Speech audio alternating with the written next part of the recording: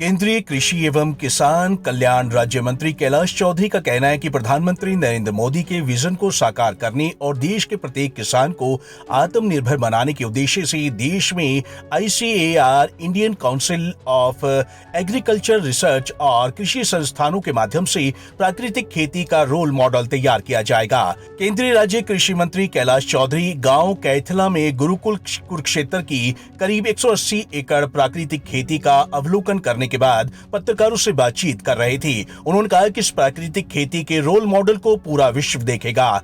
इस खेती का आधार और मुख्य शोध केंद्र गुरुकुल कुरुक्षेत्र रहेगा। इस प्राकृतिक खेती को अपनाने और शोध करने के लिए देश के 425 कृषि विज्ञान केंद्रों व 20 बड़े कृषि संस्थानों की 25% भूमि पर प्रयोग किया जाएगा। इतना ही नहीं, देश में स्कूलों, कॉलेजों और विश्वविद्यालयों में तीसरी कक्षा से लेकर PhD तक प्राकृतिक खेती पर पाठ्यक्रम तैयार करने के लिए कमेटी का भी गठन कर दिया गया है।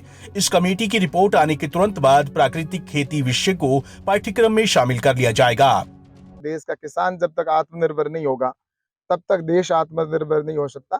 और जैसा कि प्रधानमंत्री जी ने कहा कि जब अब आजादी का अमृत काल हम मना रहे हैं, आजादी का अमृत महोत्सव हमने मनाया और ये 25 साल हमारे आजादी का अमृत काल है। इस काल के अंदर जब हम स्वर्ण जयंती हमारी जब हो, हम 100 वर्ष पूरे करें जब आजादी के, तो उस समय भारत विकासशील नहीं विकसित देश बने। तो विकसित तभी बनेगा जब हमारा देश का किसान आत्मनिर्भर होगा। तो कृषि के लिए प्रधानमंत्री जी का विजन है और निश्चित रूप से हम इसमें सफल होंगे। और जब 100 वर्ष पूरे होंगे उस समय तक मुझे पूरा विश्वास है कि हमारे किसान भी आत्मनिर्भर होंगे और किसान आगे बढ़ेंगे तो देश हमारा आगे बढ़ेगा।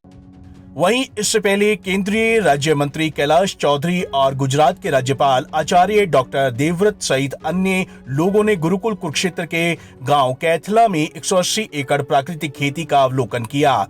यहाँ पर गुजरात के राज्यपाल एवं गुरुकुल कुरुक्षेत्र में प्राकृतिक खेती के जनक आचार्य डॉक्टर देवव्रत ने सभी मेहमानों का प्राकृतिक खेती की बारीकियों के बारे में जानकारी देते हुए वर्ष 2018 से शुरू की गई प्राकृतिक खेती के लाभ के बारे में विस्तार से बताया और गुरुकुल कुरुक्षेत्र की जमीन पर गन्ना, फल, सब्जियों, धान आदि की फसल को दिखाते हुए बताया कि इस खेती में प्राकृतिक खेती की प्रत्येक फसल की उपज बहुत अधिक हो रही है। भारत के आदरणीय यशस्वी प्रधानमंत्री श्रीमान नरेंद्र मोदी जी, जिनका मिशन है कि भारत का किसान समृद्ध हो, खुशहाल हो, उसकी आय बढ़े, भारत की धरती जहर मुक्त हो, इन सब को ध्यान में रखते हुए रासायनिक खेती के विकल्प के रूप में प्राकृतिक खेती बड़ी मजबूती के साथ में खड़ी है। और आप सब ने यहाँ की फसलों को अपनी आंखों से देखा है।